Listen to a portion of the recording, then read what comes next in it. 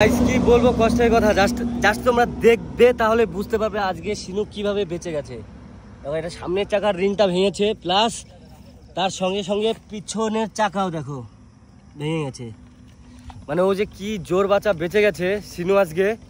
তো এবার আমি আছি কানকির পাশে, ঠিক আছে? এবার কানকির পাশে আছি, এই যে রোডটা দেখাচ্ছি তোমাদেরকে। এবার ব্যাপারটা হলো এখানে আমাদের কেউ চেনা জানা নেই। এবার যদি কেউ এখানে কেউ আমার ভিডিও দেখে থাকো তাহলে প্লিজ একটু হেল্প করতে পারো। তোমরা হয়তো আমার ভিডিও তোমরা সবাই দেখো, আমার আর সিনুর ভিডিও তোমরা দেখো আমরা কতটা হেল্প করি সবাইকে, বাট আজকে আমরা হেল্পলেস হয়ে গেছি।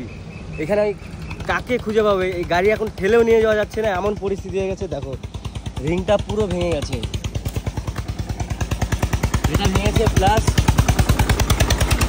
এটা ভেঙেছে। মানে ও যে কীভাবে বেঁচে গেছে সেটা মানে একমাত্র ভগবান জানে।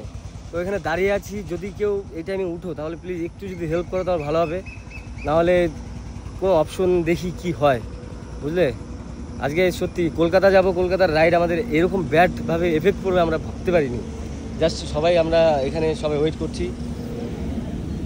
সিনু তুমি বেঁচে গেছো, জোর বাঁচা বেঁচে গেছো। দেখো ছেলেটার অবস্থা দেখো, ঘেমে শুনে কী হয়ে গেছে। সো প্লিজ একটু যদি হেল্প করতে পারো তাহলে আমাদের সুবিধা হতো।